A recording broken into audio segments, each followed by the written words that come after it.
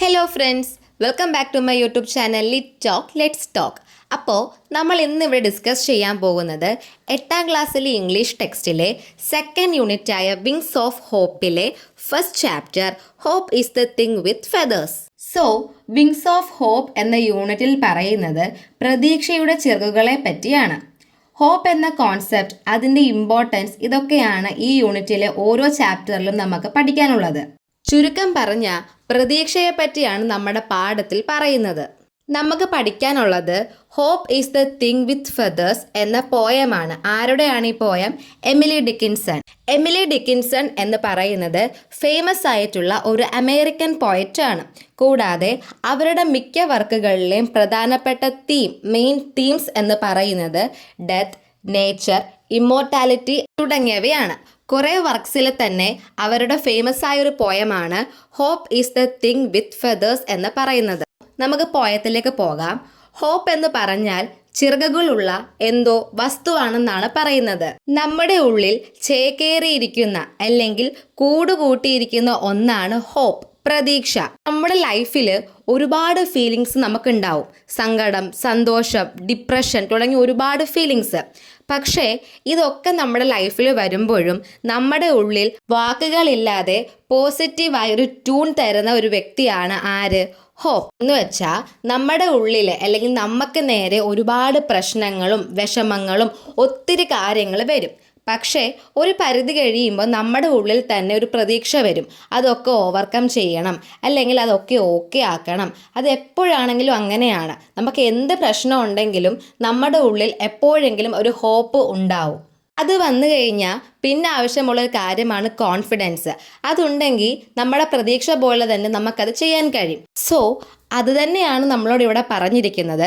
നമ്മുടെ ഉള്ളിൽ കൂടുകൂട്ടിയിരിക്കുന്ന അല്ലെങ്കിൽ നമുക്ക് കുറേ സിറ്റുവേഷൻസ് വരുമ്പോഴും ഉള്ളിൽ നെഗറ്റീവ് അല്ലാതെ പോസിറ്റീവ് ആക്കാൻ വേണ്ടി വേർഡ്സുകളില്ലാതെ ട്യൂൺ ഉണ്ടാക്കുന്ന ഒരാളാണ് ആര്?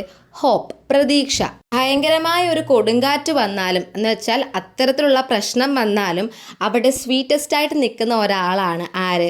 ഹോപ്പ്. നമുക്ക് ആ സെൻറ്റൻസ് വായിക്കുമ്പോൾ തോന്നാം ഒരു ലിറ്റിൽ ബേർഡിനെ പറ്റിയാണ് മേ ബി ഇവിടെ പറയുന്നത്. അതായത് ഹോപ്പാകുന്ന ലിറ്റിൽ ബേർഡിനെ പറ്റിയാണ് ഈ പോയത്തിൽ പറയുന്നത്. സോ അടുത്തത് നോക്കാവേ. സങ്കടത്തിൻ്റെ കൊടുങ്കാറ്റ് വന്നാലും, അതായത് നമുക്ക് ഒരിക്കലും താങ്ങാനാകാത്ത വിഷമങ്ങളും നിശബ്ദതയും നിരാശപ്പെടുത്തലുകളും ഒക്കെ നമ്മുടെ ഉള്ളിലേക്ക് വന്നാലും ഹോപ്പ് എന്ന പ്രതീക്ഷ എന്ന ലിറ്റിൽ ബേർഡിനെ നാണിപ്പിക്കുന്ന വിധത്തിലുള്ള പ്രശ്നങ്ങൾ വന്നാൽ പോലും നമ്മുടെ ഉള്ളിലൊരു പോസിറ്റീവ് സൈൻ ഉണ്ടാകും. അതാണ് ഹോപ്പ്.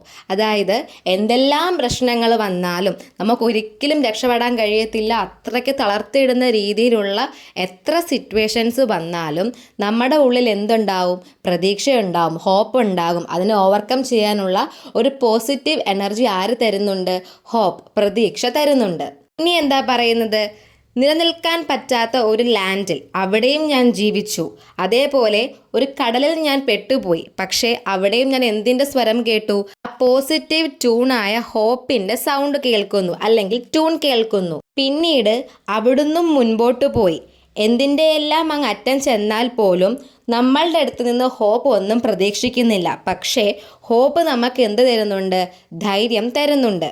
എന്തെല്ലാം പ്രോബ്ലംസ് വന്നാലും അതൊന്നും ആരെ അഫക്റ്റ് ചെയ്യില്ല?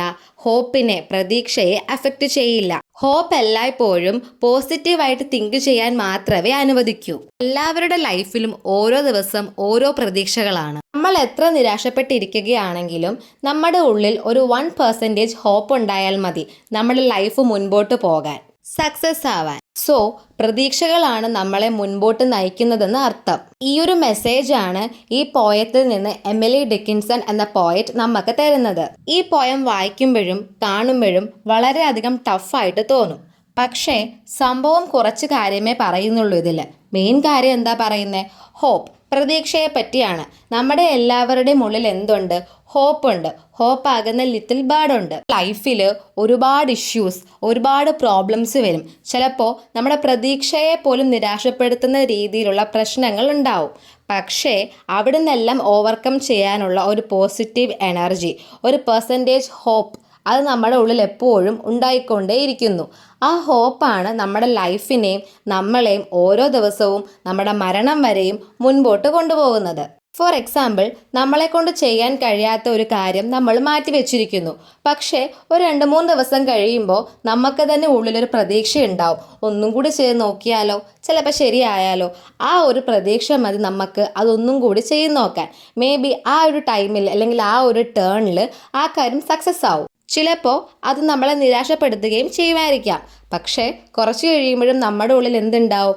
ഈ ഹോപ്പ്, ഒരു പ്രതീക്ഷ പിന്നെയും വരും. എന്നാൽ ഇനി അങ്ങനെ ചെയ്ത് നോക്കിയാലോ, കുറച്ച് മുമ്പ് ഞാൻ ഇങ്ങനെയല്ലേ ചെയ്ത് നോക്കിയത്. ആ ചിന്ത, അതാണ് പ്രതീക്ഷ അല്ലെങ്കിൽ ഹോപ്പ് എന്ന് പറയുന്നത്. ഫൈനലി ഈ ഒരു പോയത്തിൻ്റെ സെൻട്രൽ തീം അല്ലെങ്കിൽ നമുക്ക് തരുന്ന മെസ്സേജ് എന്ന് പറയുന്നത് ഹോപ്പ്, പ്രതീക്ഷയെ പറ്റിയാണ്, അല്ലെങ്കിൽ ലിറ്റിൽ ബേർഡ് ആകുന്ന ഹോപ്പിനെ പറ്റിയാണ്. നമ്മൾ ആദ്യം തന്നെ പറഞ്ഞിട്ടുണ്ടായിരുന്നു, ഈ ഒരു പോയറ്റിൻ്റെ മിക്ക വർക്ക്സിലെയും മെയിൻ തീംസ് എന്ന് പറയുന്നത് death, nature, human nature, immortality തുടങ്ങിയവയെ പറ്റി. ഈ പോയത്തിൽ നമുക്ക് ഇതിനൊക്കെ എക്സാമ്പിൾസ് കാണാം. ലിറ്റിൽ ബേർഡ് ആയ ഹോപ്പിനെ പറ്റി, കൊടുങ്കാറ്റായ വലിയ വലിയ ഇഷ്യൂസിനെ പറ്റി, അതേപോലെ land, sea, etcetera etcetera. So നിങ്ങൾക്ക് ഈ ചാപ്റ്റർ മനസ്സിലായെന്ന് വിചാരിക്കുന്നു. എന്തെങ്കിലും ഡൗട്ട്സ് ഉണ്ടെങ്കിൽ കമൻറ്റ് ബോക്സിൽ ചോദിക്കുക. നെക്സ്റ്റ് ചാപ്റ്റർ നമ്മൾ ഉടനെ അപ്ലോഡ് ചെയ്യുന്നതായിരിക്കും. എൻ്റെ ക്ലാസ് യൂസ്ഫുൾ ആണെങ്കിൽ സബ്സ്ക്രൈബ് ചെയ്യുക, സപ്പോർട്ട് ചെയ്യുക, ഷെയർ ചെയ്യുക.